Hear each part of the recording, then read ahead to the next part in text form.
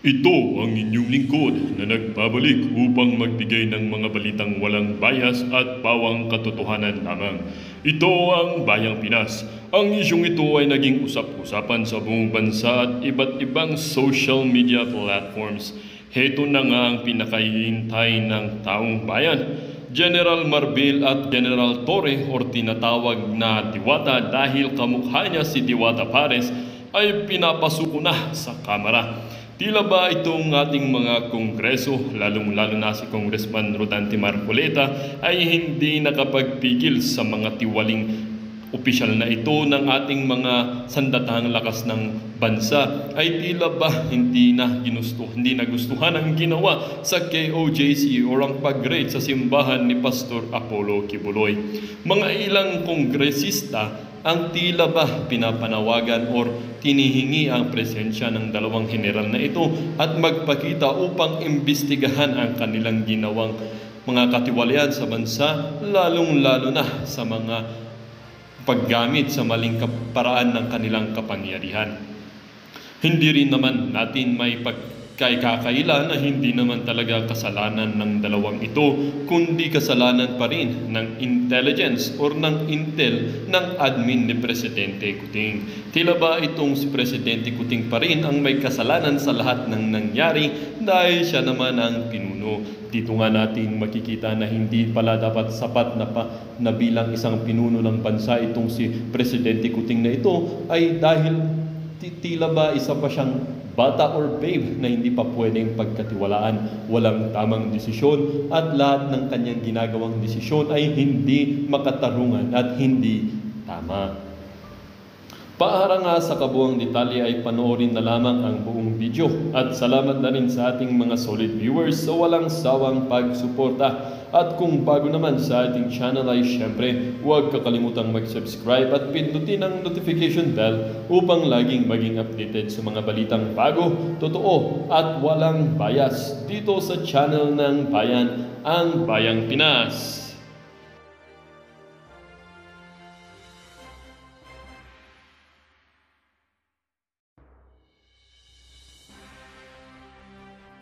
Tinabaho na nila ang mainstream, tinatrabaho nila yung social media.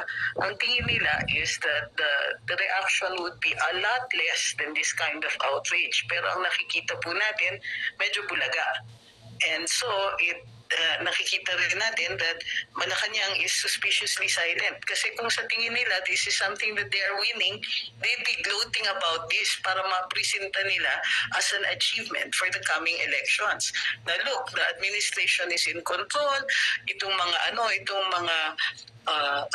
yung mga critics ay kukunti lang, di naman po sila influential, di naman nakikinig o naririnig yan, or hindi naman sila pinaniniwalaan ng taong bayan. But I think this is biting them back. So, anong batas ang mga nalabag? Ngayon, ang service of a warrant of arrest, mayroong pagkakataon yan. The court does give a leeway na makapasok sa isang pribadong lugar. Pero, the moment na nakikita wala naman po yung tao doon, mag-aalis na yon at magre-report sa hukuman. Ito ay once the warrant of arrest is issued, you have 10 days to serve it. If in that 10-day period, hindi na-serve, hindi nahanap, isusoli yung arrest doon sa hukuman and the prosecution can obtain an alias warrant. So, ang nangyari dito is the NBI had served the warrant, hindi nila nahanap, nag-return sila to the RTC and they made the report. Hindi ko sure kung nag-issue na yung alias warrant, but hindi rin maliwanag kung ano yung hawak ni General Torre at kung sino talaga yung hinahanap nila base dun sa warrant. Now, there is an argument kung saan pwedeng iserve yung warrant of arrest. Pero dito, nakikita natin there is kino-contest ni Attorney Torreon yung service dun sa KOJC compound because that is not the last known address. Gayunpaman, pinapasok na maayos ang PNP. It was after they were let in that things started to go south. Pumasok ang ibang mga puwersa ng PNP gamit ang mga through the fences, through areas na hindi naman intended for ingress. Okay, so that is in itself is a violation. Number two, may mga nakatira sa loob ng compound. Sinesearch po yung lugar nila and the search has not been kind. Hindi po sila kasi this is not subject of a search warrant. This is a warrant of arrest. Usually sineserve ang warrant of arrest, sigurado na sila na nandun yung tao. So dito, hindi sila sigurado na nandun yung tao, naghahanap lang sila, naghahalugtong sila.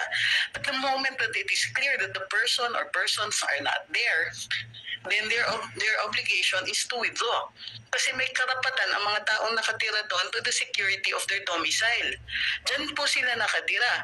Mayroong mga karapatan na kaakibat dun sa inyong tinitirahan. And so nakikita natin dito, patagal sila ng patagal. Ngayon, nung nagstay ang PNP dyan, una, labag na yun sa batas. This is clearly not within the rules. Next, bakit sila nag-hold ng mga tao sa loob? Ito po ay arbitrary detention. Are these people under arrest? Bakit nire-restrict ang kanilang movements? Bakit hindi sila sinasabihan? So, unang-una, have they been entitled to counsel? Bakit walang nag-aabiso sa kanila what they can or cannot do? Kasi nga may puwersa ng ginagamit ang PNP sa mga taong nakatira sa loob. Yung hindi sila pinalalabas can already be considered arbitrary detention. Paano naman yung mga nasa labas? Why are they being excluded from a place that they live in? Again, another violation of their domicile. So, nakikita natin nilalabag dito ang saligang batas and the very cavalier attitude of General Torre is clear. Ang sabi niya, sige, kasuhan nyo na lang kami pero gagawin namin ito. Which means that none of these objections, no indications of how the arrest can be conducted. Walang pakiusap. Hindi gagawin nila ang gusto nila. Bahala na daw yung KOJC, nakasuhan sila. And this, to me, appears to be a person speaking with the arrogance of a backer who's very powerful. Wala na tayong ibang makukonclude kung hindi itong sitwasyon na to ay umaabot hanggang Malacanang. Hindi ka naman maglalakas ng loob ng ganyan kung sa tingin mo hindi ka suportado ng mga superiors mo. The moment nagkagulo ito, if Malacanang had not issued a statement either condemning it, then it is clear that this is supported. So ngayon meron pang balita na puputulan daw ng kuryente at saka tubig. These people are not under siege. They have done nothing wrong. This is not Waco, Texas, and this is not the Branch Davidians. There has been no indication of violence. The people have been, yung mga tao na nakatira sa loob, sila po ang binalabog dito. And there is no clear indication of what crime they are committing for them to suffer this kind of fate, for them to suffer under the hands of police, of state forces. We're talking about law enforcers who are there supposedly to protect the people, but they are not doing that. So what is ano yung punto ng PNP dito? Are they there to sow fear? They're doing that, they're succeeding. Are they there to violate human rights? They have succeeded in spades. Lahat ng mga tao doon, nilalabag nila ng batas. Ano ngayon ang legal basis nila para sabihin na pwede nilang putulan ng kuryente at tubig ang mga tao sa loob? Sila ba yung electric company? Nagnakaw ba ng kuryente ang mga taong to that will merit yung pagpuputol ng kanilang utilities? There is none and there is no precedent for this. So, what's going on? Hindi naman dyan, wala nga sila, hindi nila nakita yung supposedly mga pugante that could in some way justify what they're trying to do to flush these people out. But again, the people who are in there, wala silang kasalanan. They live in the same place na hinahalukog. Hindi lang iisang tao nakatira dyan, hindi lang mga pugante yung nakatira dyan. This is a place where thousands, diba? Or hundreds of people live. What are you going to do to redress them, to make them whole again? So, yun po nakikita natin. This appears to me a very blatant violation of very basic constitutional rights. MJ, I have a question to Attorney Trixie. Go ahead, sir. Kayo muna. Standby muna kami. Yes, Attorney Trixie, I've seen during the dialogue between Senator Bato Ata yun at Attorney Torion and General Torre, he said nag-present siya ng alias warrant, no? At sa alias warrant na yun, no, ang sabi doon, specific yung KOJC nga daw, and then yung word na and elsewhere. So, yun ang ini-stress niya, no? That's one question. Anong implication doon at anong legal implication ng clause na yon? Second, they've been using daw Attorney Trixie, no? Parang mga instruments na that could detect heartbeat, no? Maybe underground or beyond buildings or whatever it is. At ang sinasabi nga nila, because those instruments daw keep on sending signals that there are indeed some heartbeat somewhere, that they will not stop until they find the person. Pero hindi naman nila sigurado kung yung heartbeat na yun ay sa tao, sa isang hayop, o kung tao man kay pastor ba yun. At hindi nga nila ma-determine kung ma-pinpoint kung nasaan yung location ng heartbeat na yun. And third, gusto na naman yung mag-request ng jackhammer ni General Torre.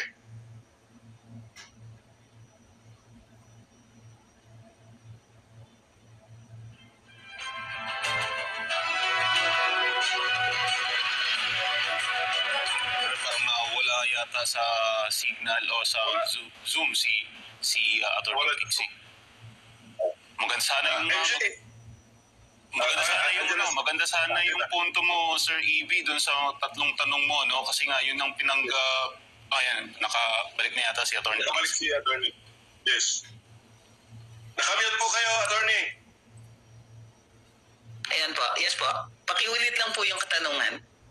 Una po, no, yung kaya nga daw authorized daw sila, sabi ni Torre, kasi alias warrant ka, specific yung area to search doon sa alias warrant or to serve, and then yun na nga, kasi nga may dagdag na elsewhere. Yun ang sabi niya, no? Pangalawa, meron daw silang instrumento na scientific instrument na makapag-detect ng heartbeat, and sinusuyod nga nila yung buong compound daw, at lagi daw na merong evidence of heartbeat. Pero hindi naman niya sinasabi na kung heartbeat na yun, kung sa tao ba yun or sa hayop, at kung tao man, kung sinong tao yun, si Pastor Kibuloy ba yun, o ang daming tao dyan. So at ang sabi niya, ang ibig sabihin niya, if I take it to mean na hanggang may heartbeat signal na nare-receive, yung kanilang instrument ay parang hindi sila aalis. Parang ganun ang sinasabi niya, no? And in fact nga, no, it was reported by SFNI na nag-request na nga raw ng jackhammer itong si General Torre, no? I think, no, one may infer na gagamitin niya yun somewhere to break concrete na baka nandun yung heartbeat. So ano po yung mga legal implications ng mga actions na ganito po, Attorney Trixie? Okay, with regard to the term elsewhere, this is a warrant of arrest. So nakalagay dun sa warrant of arrest yung address kung saan hahanapin yung tao. Because a warrant of arrest, di ba, is under the title of what we call searches and seizures. So there are warrants from the court. A warrant means an order.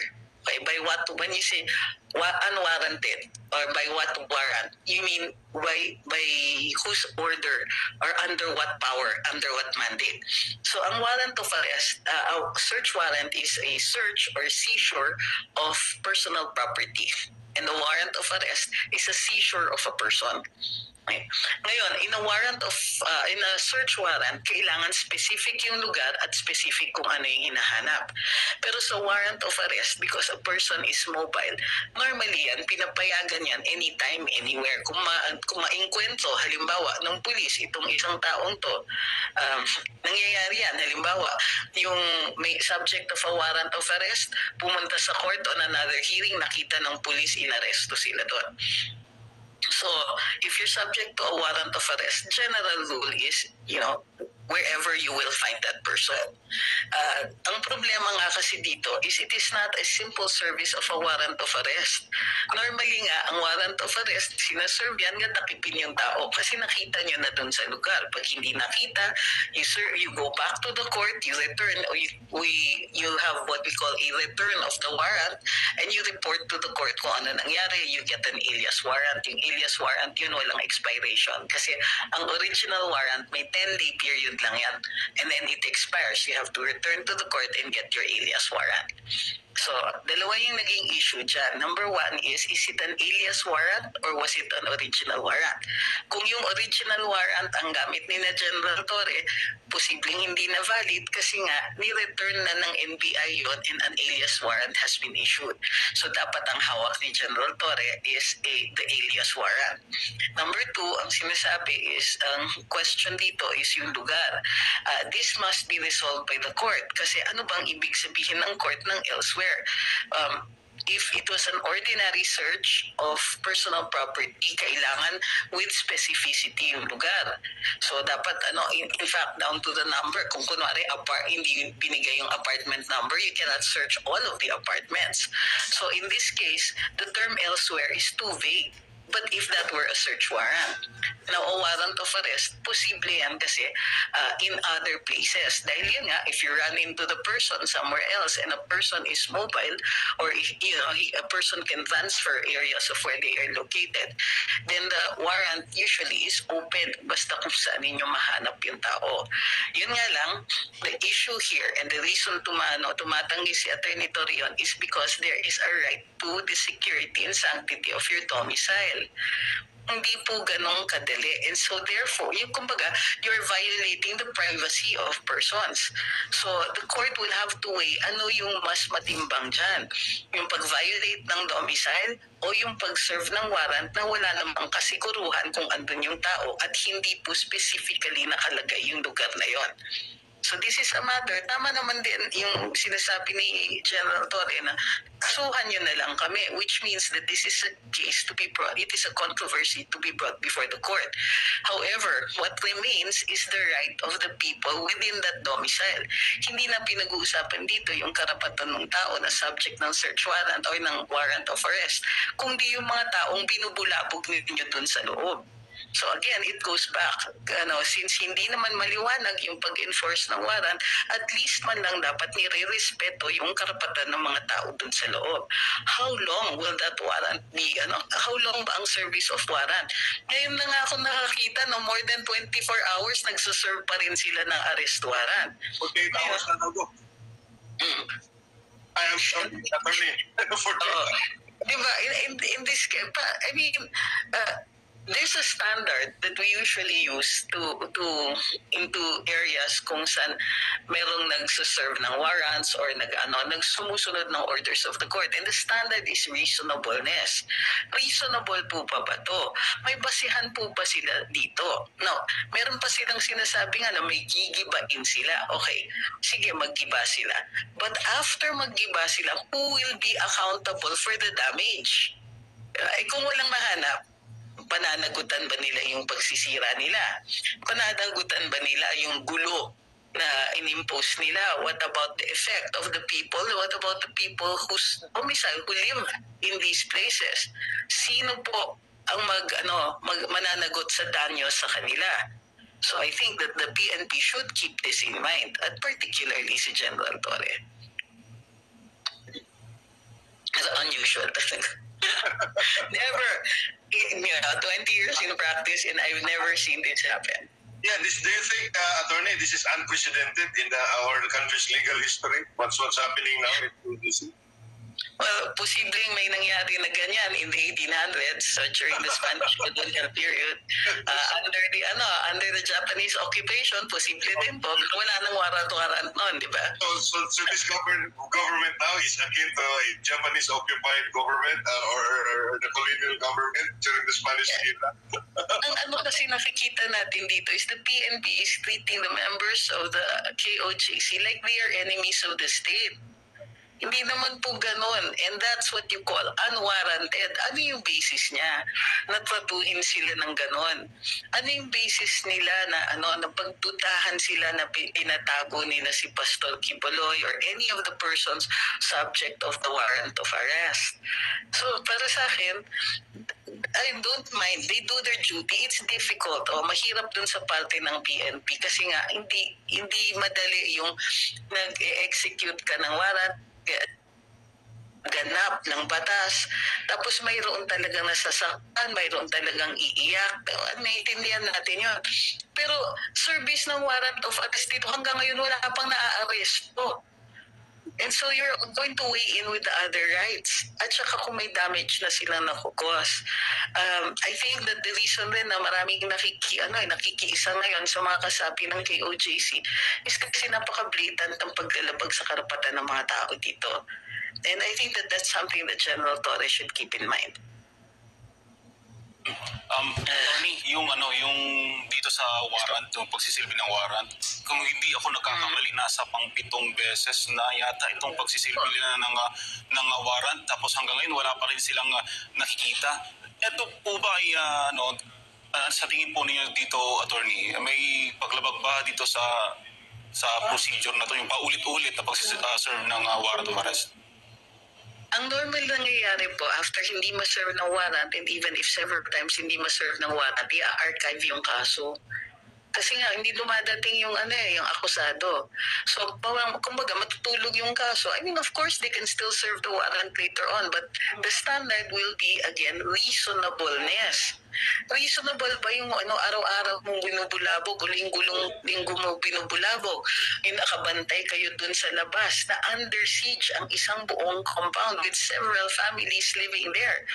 Hindi po yung akusado o hindi po yung subject ng mga warrant ang nakatira dun sa loob. These are other people. What about their rights?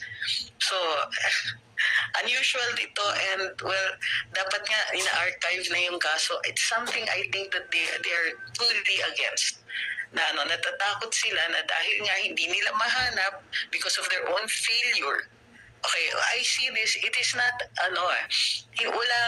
I cannot ascribe a fault on the part of KOJC kasi wala po akong nakikitang ebidensya na tinatago si Pastor.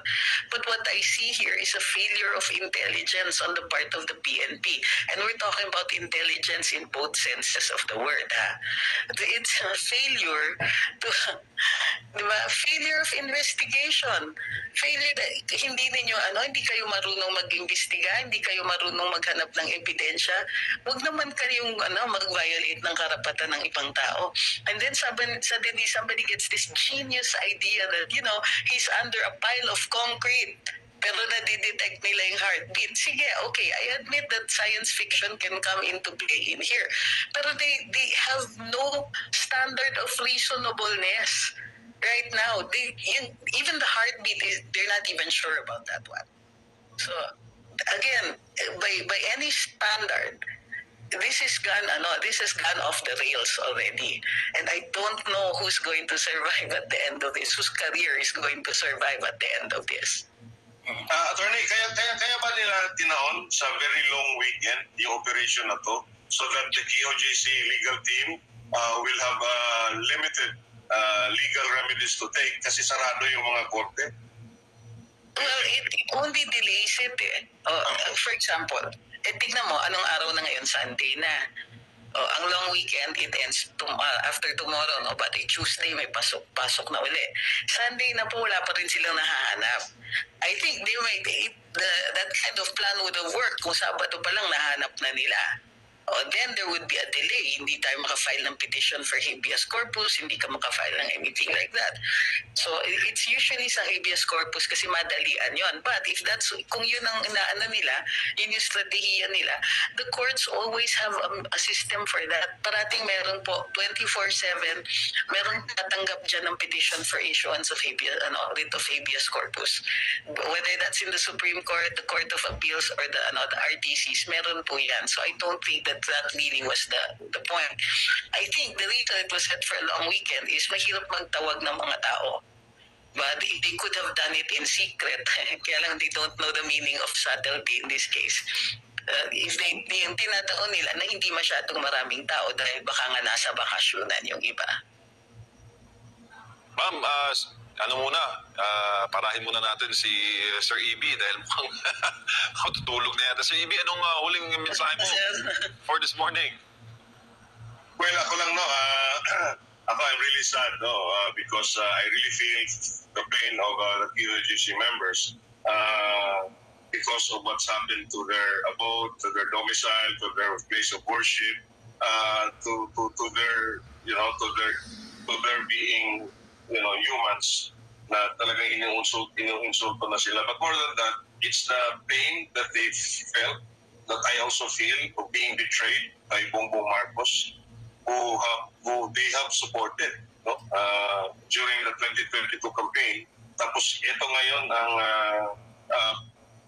bilang bayad dun sa pagtulong na ginawa ng KOJC.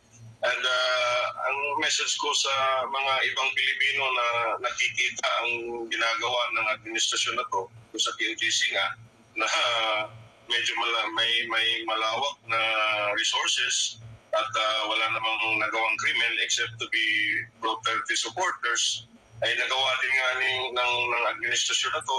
How much more? Tayong mga ordinaryong Pilipino. So I hope that the Filipino people will come to realize that it's probably time to stand up and speak out. Again, not for ourselves, but for our children and our future grandchildren. So I really wish to stay a little bit longer sana, but